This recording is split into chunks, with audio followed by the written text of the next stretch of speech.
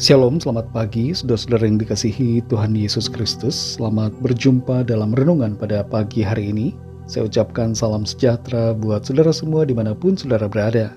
Damai dan sukacita oleh Roh Kudus melimpah senantiasa dalam hati dan kehidupan saudara semua. Sebelum kita mendengarkan renungan firman Tuhan, mari kita berdoa. Bapa yang baik, Bapa dalam nama Tuhan Yesus Kristus, Tuhan dan Allah kami yang hidup, Allah yang layak dipuji disembah, kami bersyukur untuk pagi hari ini. Kembali kami ada semua ini karena kemurahan Tuhan. Dan kami percaya Tuhan punya rencana yang baik bagi setiap kami. Pada saat ini kami mau mendengarkan sabda firman-Mu. Jamahlah hati kami Tuhan, agar kami mengerti dan taat pada setiap kehendak-Mu. Dalam nama Tuhan Yesus kami berdoa. Haleluya. Amin.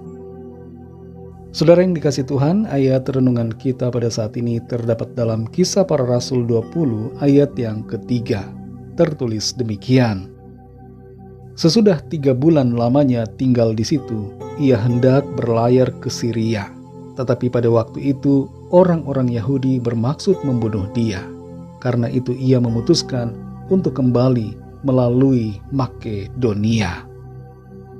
Saudara yang dikasih Tuhan, setiap kita, orang-orang yang percaya, harus memiliki dan menggunakan iman dalam berbagai keadaan. Tapi itu haruslah iman yang ditindaki dengan sikap yang benar. Ada beberapa bentuk tindakan iman. Di antaranya adalah berdiam tidak melakukan apapun di tengah situasi ketidakberdayaan kita. Tapi kita percaya dan berserah kepada Tuhan. Lalu ada tindakan melakukan sesuatu yang menjadi bagian kita dalam mencapai visi dengan percaya pada janji Tuhan. Dan ada juga bergerak melangkah dengan iman, walaupun situasi tidak memungkinkan untuk melangkah. Semua tindakan tersebut didasari dengan sikap menuruti hikmat yang diberikan oleh Tuhan. Dan inilah saudara yang akan kita belajar pada saat ini, yaitu bertindak dengan iman sesuai dengan hikmat Tuhan. Dalam Kisah Para Rasul 20 ayat yang ketiga tertulis tentang situasi yang dihadapi oleh Rasul Paulus dalam pelayanannya. Setelah tinggal selama 3 bulan di suatu tempat di wilayah tanah Yunani, Paulus berencana untuk melanjutkan perjalanannya ke Syria. Tapi Paulus mendapatkan informasi bahwa orang-orang Yahudi memiliki maksud jahat untuk membunuhnya. Menyadari akan adanya bahaya yang mengancamnya di wilayah Syria, Paulus memutuskan untuk mengubah rencananya dan kembali melalui Makedonia. Apa yang tertulis dalam ayat ini mengajarkan kepada kita beberapa prinsip penting yang perlu kita mengerti untuk kita lakukan dalam hidup kita secara pribadi. Yang pertama, beriman bukan berarti nekat, tapi bijaksana dalam menghadapi ancaman. Paulus memiliki kepekaan secara rohani yang begitu tinggi dan memahami situasi yang mengancam nyawanya. Ia tidak memandang sepele ancaman itu, tapi dengan bijaksana ia mengambil keputusan untuk menghindari bahaya dan memungkinkannya untuk terus melanjutkan pelayanan meskipun di sisi yang lain ia terhalang. Terkadang saudara, tindakan kita lebih kepada nekat, bukan iman. Kita nekat memaksakan diri untuk sesuatu dan menganggap itu sebagai iman. Padahal sebenarnya itu adalah sikap yang tidak bijaksana karena kita memaksakan kehendak kita dan tidak menuruti kehendak Tuhan. Yang kedua, beriman berarti memakai hikmat untuk melangkah. Tertulis di sini bahwa Paulus mengubah rencana dan rute perjalanannya. Kadangkala saudara, kita menemui jalan buntu ataupun ancaman dalam mencapai visi panggilan yang Tuhan berikan. Menghadapi situasi yang demikian, kita tidak boleh menyerah untuk meraih tujuan Tuhan atas kita. Tapi sadari bahwa ada banyak cara yang bisa kita lakukan.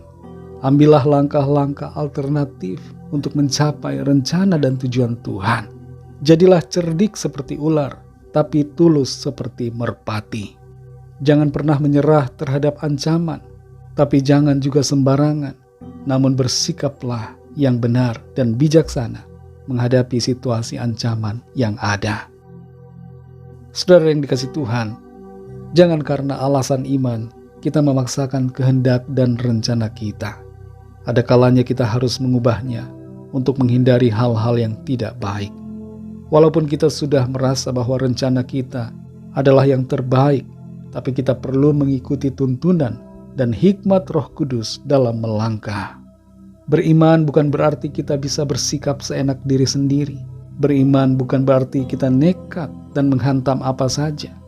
Beriman terkadang berarti menghindar dan mengubah haluan langkah kaki kita, agar kita tidak mengalami perkara-perkara yang kita tidak inginkan terjadi di depan. Dalam apapun aspek hidup kita, ingatlah akan hal ini dan mintalah pengertian dari Tuhan, supaya kita memahami apa yang perlu kita lakukan dalam menghadapi berbagai situasi. Roh Kudus akan menolong dan menuntun kita melakukan kehendak Tuhan. Mari kita berdoa. Bapa Sorgawi, Bapa dalam nama Tuhan Yesus Kristus, kami bersyukur untuk firman-Mu yang sudah kami dengar. Kami belajar bahwa iman bukanlah berarti sikap nekat tanpa mempertimbangkan hikmat yang Tuhan berikan. Kami sadari bahwa beriman berarti bertindak yang tepat sesuai dengan tuntunan-Mu. Tidak selalu kami harus memaksakan kehendak kami, tapi ada kalanya Tuhan mau kami berputar, mengambil arah yang berbeda, menjauhi tantangan, tapi bukan untuk kalah, tapi menang dengan cara yang disediakan Tuhan. Terima kasih Tuhan untuk firman-Mu. Tuntun kami Roh Kudus untuk lebih lagi mengerti akan apa yang menjadi isi hati-Mu Tuhan.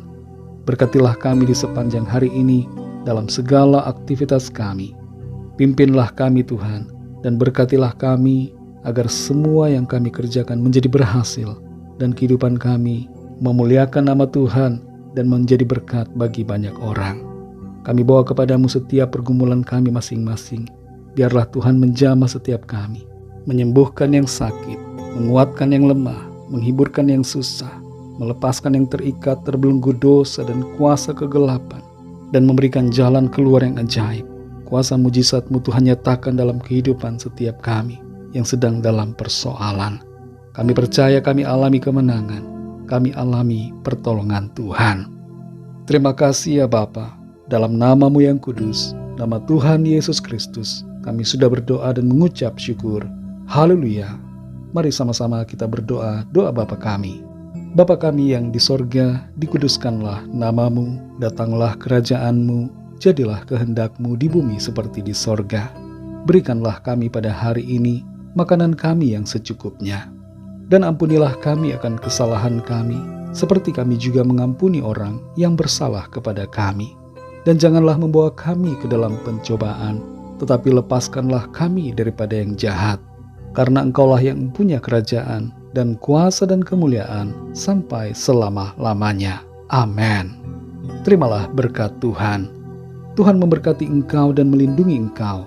Tuhan menyinari engkau dengan wajah-Nya dan memberikan kasih karunia. Tuhan menghadapkan wajah-Nya kepadamu dan memberikan damai sejahtera.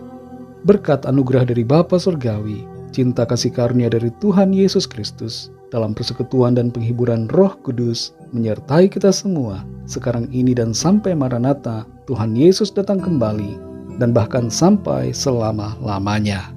Dalam berkat nama Tuhan Yesus Kristus. Haleluya. Amin.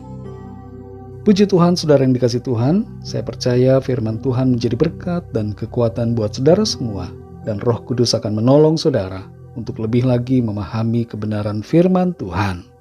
Tuhan Yesus memberkati saudara semua. Sampai jumpa dalam renungan yang berikutnya. Haleluya.